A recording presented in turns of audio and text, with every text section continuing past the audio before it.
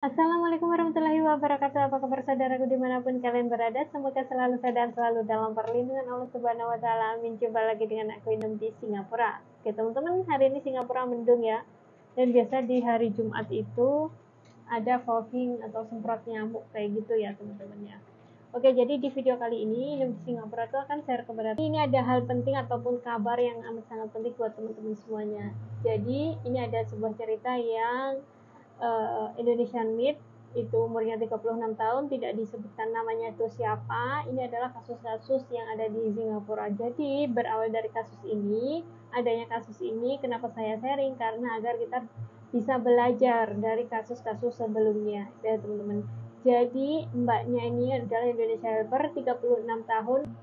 Jadi mbaknya ini adalah mbak nggak dikasih tahu namanya karena untuk privasi kayak gitu. Sudah mbak Indonesia ini tuh berumur 36 tahun ya, belum ada 2 tahun sih tapi oke. Jadi awalnya ini mbaknya ini bekerja dengan baik-baik saja. Pertama, dan ada bos cowok, bos cewek, dan juga anak mereka kayak gitu. Bos cowok ini selalunya itu di rumah, dan bos cewek itu kerja kayak gitu. Dia itu antar jemput anak sekolah dan antar jemput anak sekolah. Tapi istrinya ini, bos ceweknya itu sering overseas kayak gitu. Setelah overseas, dan suatu hari si mbaknya ini itu katanya diganggu oleh majikan lakinya kayak gitu. Oke, setelah diganggu dengan majikan lakinya, ternyata bos cowoknya itu sering datang malam-malam ke kamar dia. Ngeri gak sih kayak gitu? Ngeri, iya kan? Setelah ngeri, si mbaknya ini itu diajak untuk berhubungan biasa lah ya, berhubungan kayak gitu, berhubungan seks kayak gitu, sudah umum, sudah lumrah kayak gitu.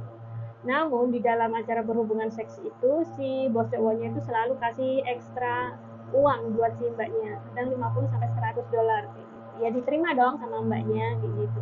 Setelah diterima, lama kelamaan mungkin mbaknya ini tuh sudah capek, selalu kayaknya dalam ceritanya dia itu sebenarnya kepingin mengakhiri hubungan mereka, namun dia itu takutnya nanti dia itu masih butuh pekerjaan, butuh dana, butuh uang. Kalau dia kalau dia mengakhiri hubungan mereka, takutnya dia nanti di send back ke Indonesia. Itu adalah salah satu alasan yang takut.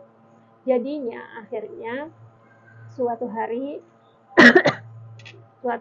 si mbaknya ini demi untuk mengakhiri itu, si mbaknya ini tuh telepon polisi dan report ke polis bahwa dia itu sudah diperkosa oleh majikan laki-lakinya, intinya kayak gitu.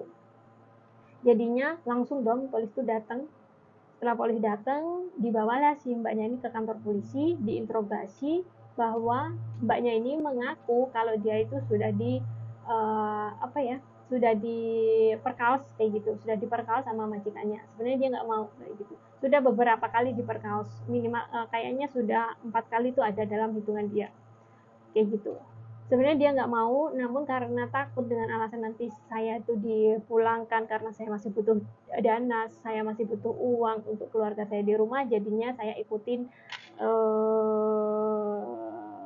kemauan majikan. Akhirnya si mbaknya tuh repot karena sudah mengaku dia itu diperkaos. Akhirnya setelah diinterogasi sama polisi, pengakuannya diperkaos, dan sama polisi dibawalah mbaknya ini ke hospital, ke rumah sakit, di sebuah rumah sakit yang bisa menentukan kamu itu benar-benar diperkaos apa enggak sih kayak gitu ya. Jadi ada pemaksaan apa enggak di sini dan lain-lain. Oke, lanjut. Di sisi lain, si bos cowoknya ini diinterogasi juga oleh pihak polisi, namun pengakuan dari bos cowoknya itu berbeda. Berbeda sekali. Pengakuan dari bos cowoknya ini mengaku bahwa mereka itu sama-sama suka. Itu sudah normal di Singapura katanya. Hubungan yang seperti ini, saya kasih dia uang kok setelah berhubungan kayak gitu, kayak jual beli kayak gitu loh teman-teman kayak gitu.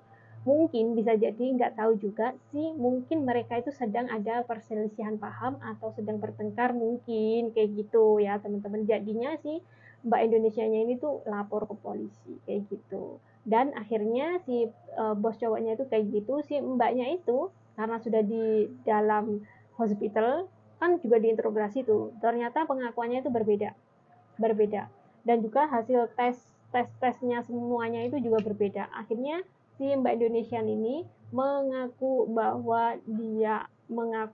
bahwa dia itu salah menelpon polisi dan mengakui kesalahannya karena memberikan laporan palsu. Nah, kenapa kalau laporan palsu diberikan ke polisi? Karena berdasarkan dari pengakuan mbaknya ini, karena saya ingin mengakhiri hubungan tersebut. Karena saya takut kalau saya itu nanti dipulangkan oleh majikan. Dan akhirnya saya berinisiatif untuk telepon polisi dan mengaku kalau saya itu diperkaos oleh majikan cowok saya. Kayak gitu teman-teman. Jadinya setelah dari situ, karena mbaknya ini sudah mengaku bahwa dia itu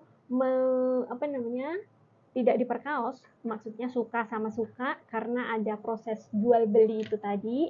Akhirnya pihak kepolisian ini lagi disidangkan, dan di sidang terakhir keputusan dari yang mulia jaksa kayak gitu, mbaknya ini mendapat hukuman selama 1 minggu penjara saja karena memberikan pengakuan palsu ataupun memberikan laporan palsu kepada pihak kepolisian. Jadi hal ini tuh nggak bisa, polisi itu semuanya diinterogasi loh ya. Semuanya itu mbaknya ini sudah, kalau memang diperkosa itu pasti ada pemaksaan dan semuanya itu bisa terlihat di hospital tersebut. Namun ini tuh tidak ada tanda-tanda yang pemerkosaan kayak gitu. Mbaknya mungkin sudah ketakutan dan akhirnya mengakui perbuatannya karena saya ingin mengakhiri hubungan tersebut kayak gitu. Akhirnya mbaknya ini dijatuhi hukuman 1 minggu penjara oleh negara Singapura kayak gitu teman-teman. Jadi buat teman-teman berhati-hati kalau berhubungan dengan majikannya ya. Hati-hati kalau berhubungan dengan kekasihnya, hati-hati kalau berhubungan dengan pacarnya juga, agar kalian nanti pokoknya kalau mau berhubungan ya itu terserah sih ya, mandiri, itu sendiri-sendiri, private lah ya, itu orang lain tidak bisa mengintervensi ataupun menghakimi kayak gitu. Itu adalah hubungan mereka sendiri-sendiri, itu entah itu buat fun atau apa, tapi dipikirkan baik-baik ya, kalau terjadi apa-apa nanti gimana, nanti kalau kayak gini itu gimana dampaknya, itu apa kayak gitu teman-teman ya. Jadi beginilah sharing dari Inem, agar kita semua juga bisa belajar dari kasus-kasus yang telah ada di Singapura. Oke teman-teman, semoga sharing dari ini bisa bermanfaat buat teman-teman semuanya, dan cukup sekian. Wassalamualaikum warahmatullahi wabarakatuh.